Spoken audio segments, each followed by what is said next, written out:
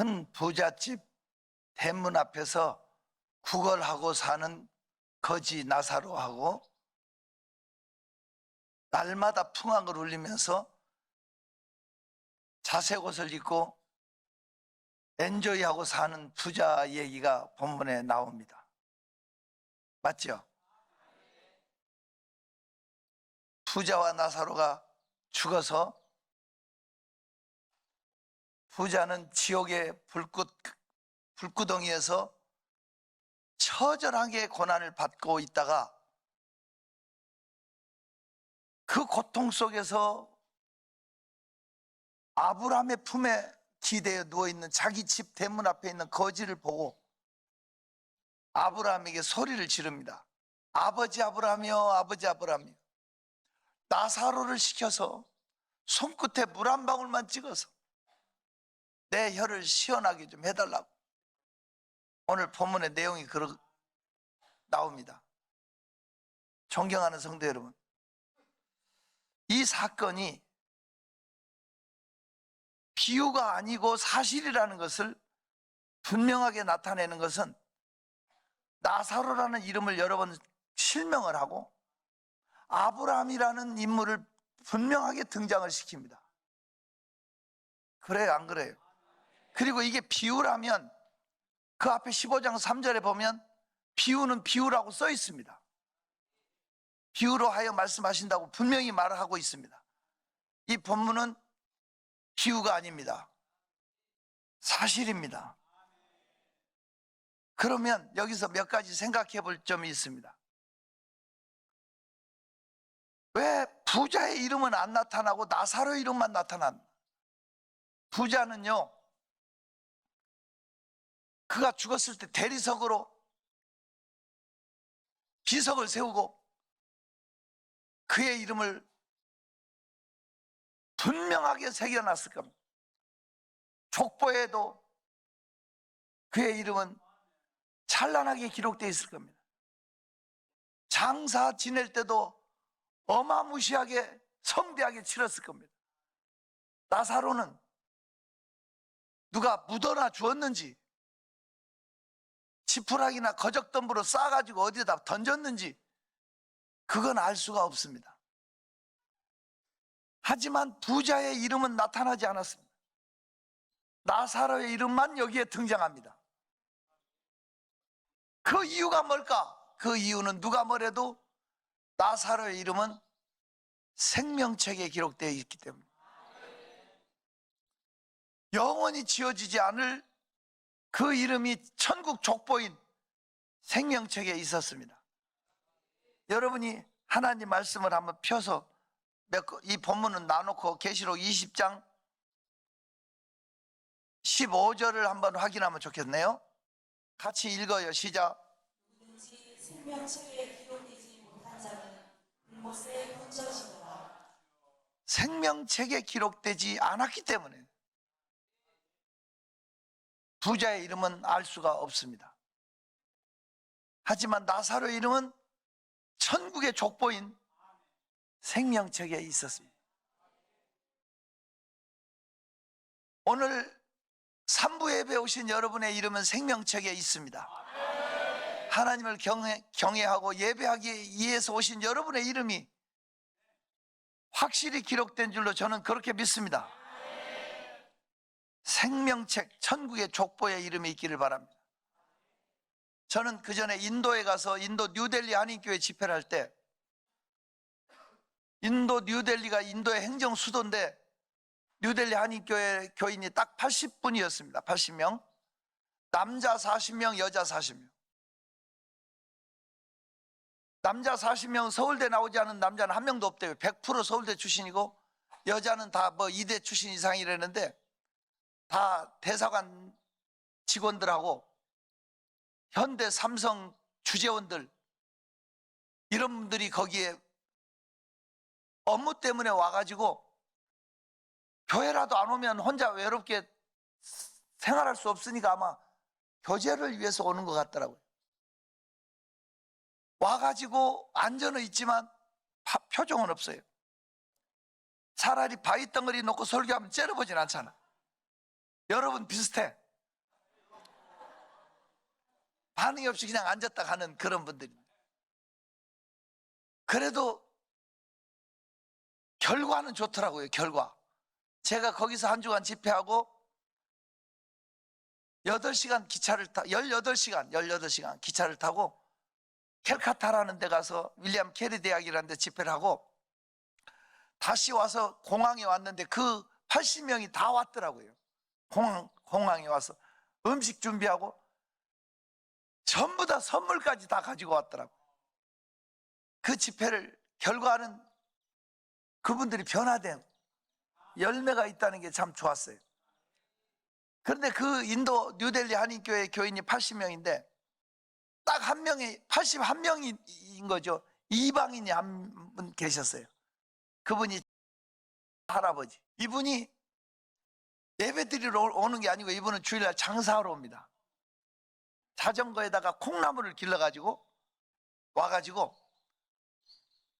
콩나물 한 1,000원, 2,000원 되는 걸 이렇게 성도들이 10,000원도 주고 20,000원도 주고 그냥 사가는 거예요. 불쌍하니까. 그리고 그게 직업이에요.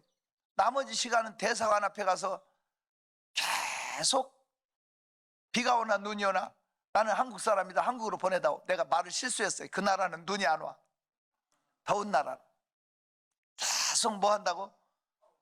시위를 해요. 한국으로 보내달라고.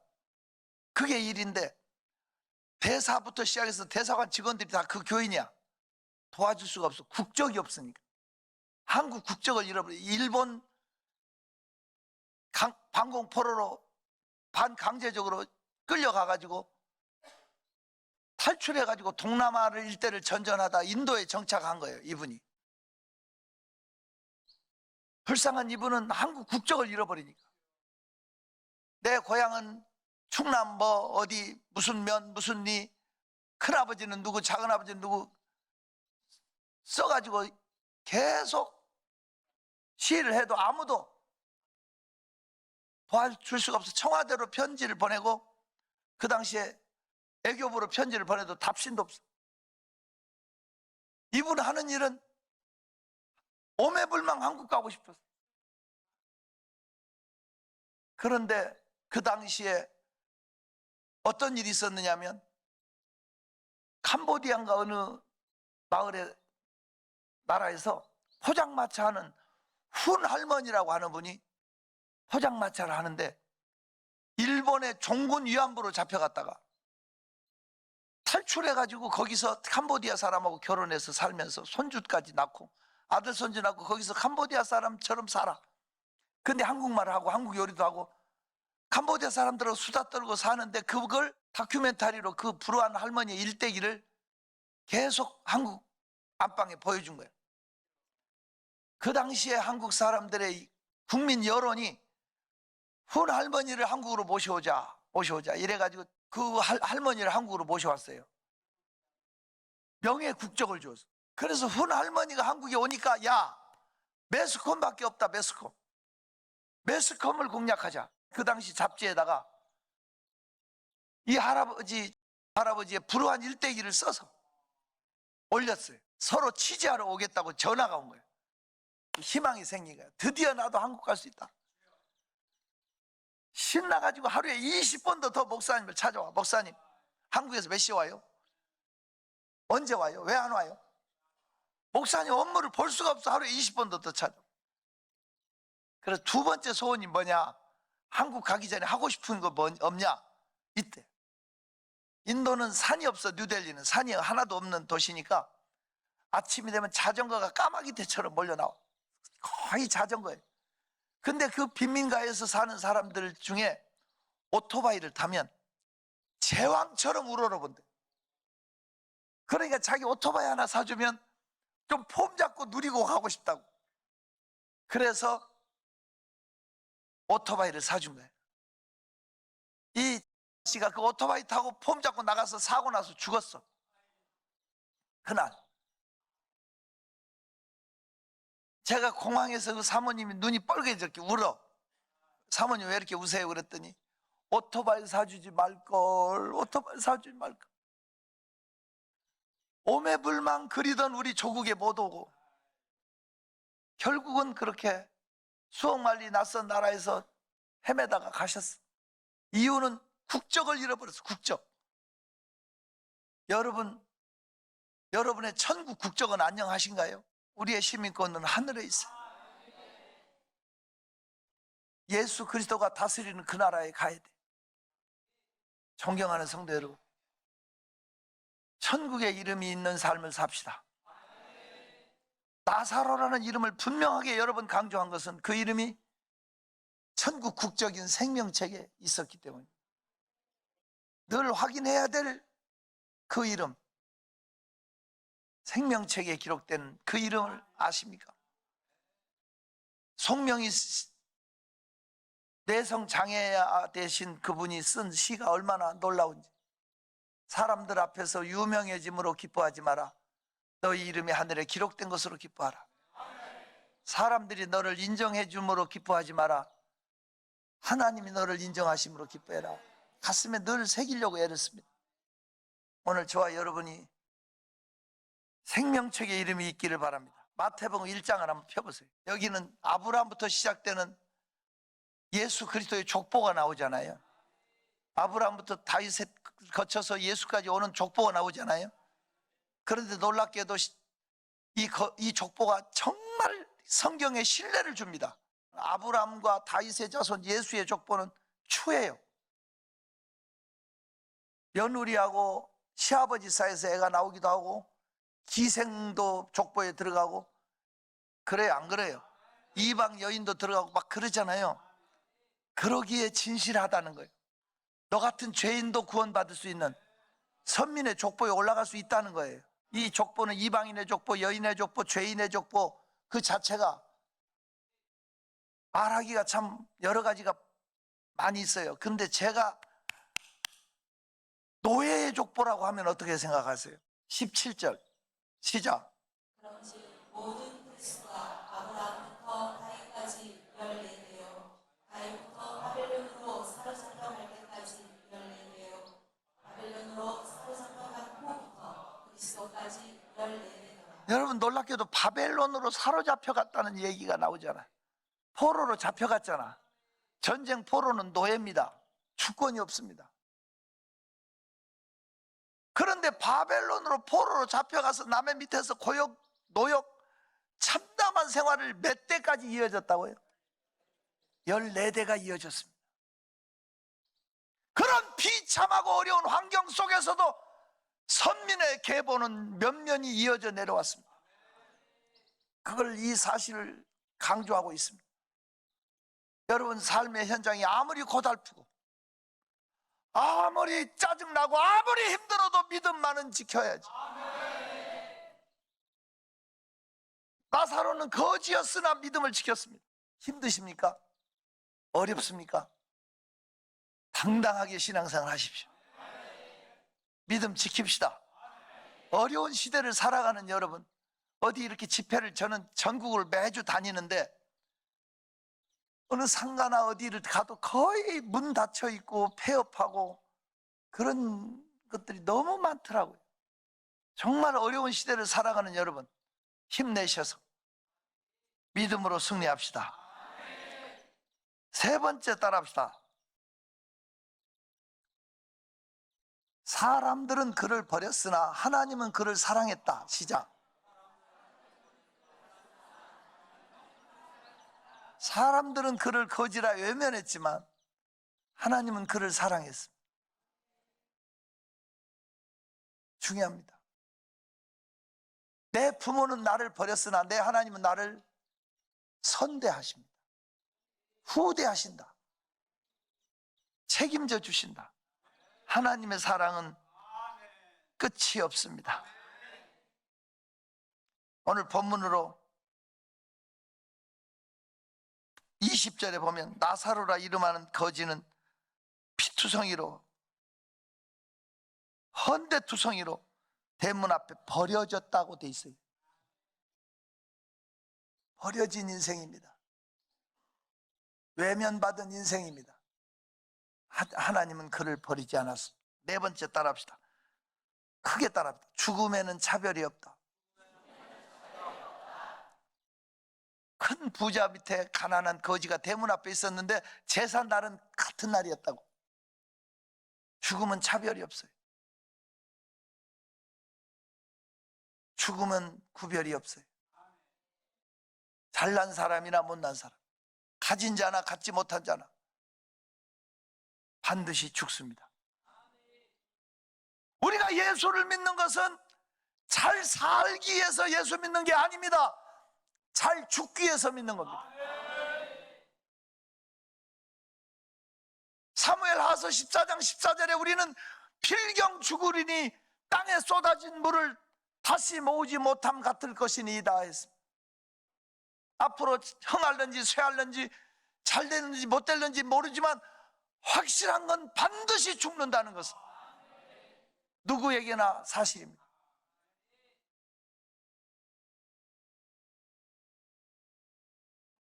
다섯 번째 따라합시다. 큰 소리로 따라합시다. 죽음은 끝이 아니라 시작일 뿐이다. 죽음은 끝이 아닙니다. 새로운 세계가 시작되는 것을 성경은 보여줍니다. 끝이 없는 지옥의 불구덩이의 고통과 끝이 없는 영화로운 하늘나라의 모습이 대조적으로 드러납니다. 존경하는 성도 여러분, 죽음은 시작일 뿐입니다. 분명하게 그 사건이 본문에 기록되어 나옵니다. 죽음에는 차별이 없습니다. 따라합시다. 천국과 지옥이 분명히 있다. 갈라집니다. 성경은 234번이나 지옥에 대해서 썼습니다. 불도 꺼지지 않고 구더기도 죽지 않고 사람마다 불러서 소금 치듯함을 받는다. 펄펄 끓는 용광로 지옥불이 있습니다. 정신 차리고 신앙 지켜야 됩니다. 시대는 악하고 험하고 먹고 살기 힘들고 외면당하고 버림당하고 배신당했어도 이용만 당한 인생이었을지라도 신앙은 지킵시다. 하나님은 버리지 않습니다. 그렇습니다. 죽음은 시작일 뿐입니다. 천국과 지옥이 있습니다. 지옥 고통은 멈추지도 않고 피할 수도 없습니다. 죽음 후에는 큰 수렁이 가로막혀서 오고 갈 수가 없답니다. 죽음 후에는 기회가 없습니다. 아직도 호흡이 남아있다면 하나님을 찾으십시오. 생명체의 기록 관리 잘 하십시오. 두렵고 떨림으로 너희 구원을 이루라고 바울은 말합니다. 여기서 강력하게 주장하고 싶은 것이 있습니다. 큰 소리로 한번 따라합시다. 교회에, 더 크게 교회에 큰 사명이 있다. 오늘 아브라함에게 이 사람이 참 의리가 있는 부자 같아. 그러시면 아브라함이요, 나사로를 시켜서 내 혀를 시어케 못해준다면 아직도 우리 형제 5이 있는데 그들은 죽어서 이곳에는 오지 않게 해달라. 뭐 의리 있는 사람이 대단한 거 아니에요? 그 속에서 자기 형제들만큼은 오지 않게 해달라. 그러니 나사로를 살려서 보내사 지옥이 있다는 걸 좀 알려달라고. 예, 그럴 필요 없다. 땅에는 아직 선지자가 있지 않냐? 다시 말하면 교회가 있지 않냐? 먼저 믿는 사람들이 있지 않냐? 그 사람들이 전도해도 안 되면 소용없다. 죽은 사람이 다 살아나서 야 지옥 있다 천국 있다 하면 세상이 난리 날 거예요. 미안하지만 하나님은 그런 방법을 용납하지 않아요. 오직 교회만이 이 사명을 다해야 돼. 할 수만 있거든. 전도하자. 우리끼리 적당히 열심히 살면 되지. 그 전도하는데 우리가 무슨 뭐 아순소리를 해야 됩니까? 뭐가 아쉽다고 그 사람들을 끌고 오려고 우리가 난리를 쳐야 됩니까? 솔직히 그 사람들 안 와도 우리끼리 잘 살잖아. 우리끼리 신앙 지키고 살면 되는데 불쌍하니까 그 영혼 지옥으로 던질 수 없으니까 할 수만 있거든. 한 영혼이라도 더 데리고 가려고 그것만이 교회의 사명이기 때문에 그렇습니다. 이걸 잊어서는 안 됩니다. 바울 사도는 모든 사람의 피에 대하여 깨끗하다, 결박과 환난이 나를 기다린다 하시나 주 예수께 받은 사명, 은혜의 복음을 증거하는 일을 마치려 하면은 내 생명조차도 조금 더 귀한 것으로 여기지 않노라. 내가 이제부터 어디 집회 가면 거기서 나를 죽이려고 몽둥이 들고 기다리고 있다, 그러면 아마 안 갈 것 같아. 바울은 자기를 죽이려는, 바울 죽이기 전에는 밥도 안 먹고 물도 안 먹겠다는 사람 결사대가 40명이 나와 찢겨 죽일 위험이 예루살렘에서 기다리고 있어. 그래도 갔다고. 로마까지 갈 수 있는 지름길로 가게 군대가 동원해서 지켜줬다. 바울이 로마 시민권의 덕을 톡톡히 본 거예요. 존경하는 성도 여러분, 사명 다 합시다. 우리가 이대로 멈춰서는 안 됩니다. 얼마나 많은 사람들이 지옥으로 던져지는지, 우리 자녀들이 불신의 세계로 미혹의 영을 받아서 무너지고 주일도 안 지키고 있는데 그걸 방관하고 있는 부모가 예수 믿는 사람 맞습니까? 그건 죄인입니다. 우리가 천국으로 할렐루야 이렇게 올라갈 때 우리 자식들은 지옥으로 음부로 불구덩으로, 시뻘건 불구덩으로 살려달라고 외치면서 울면서 가는데 어느 부모가 잘 가라 이 새끼야, 그러니까 내가 예수 믿으라고 했지 않냐 이러면서 욕하면서 천국으로 갈까? 어르긴 해도 그 자식 구한다고 따라서 지옥으로 같이 처박힐지도 몰라. 그래서 젖 먹이는 여자와 아이 벤 자가 화가 있다고 그랬어. 애 낳지 못하는 태가 복이 있다고 그래서 도리어. 세상에 낳기는 낳는데 예수 못 믿게 하면, 안 믿게 하면 그 형벌이 얼마나 큰지 아냐고. 나는 여러분이 마지막까지 사명 다 하시기 바랍니다. 마지막 하나만 더 합니다. 크게 따라서 죽음 후에, 더 크게 죽음 후에 보상이 있다. 분명히 보상이 있어요.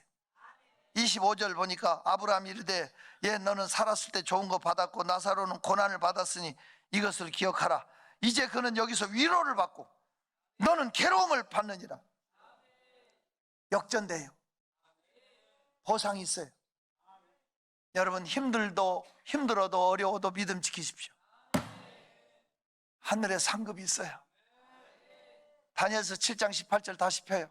한번 다 같이 큰 소리로 시작. 시기의 성도들이 나라를 얻으리니 그 누림이 영원하고 영원하고 영원하리라. 한번 그 누림이, 복을 받는 것보다 누리는 게 더 위대하다고 제가 한 거예요. 천국에서 누리는 거야.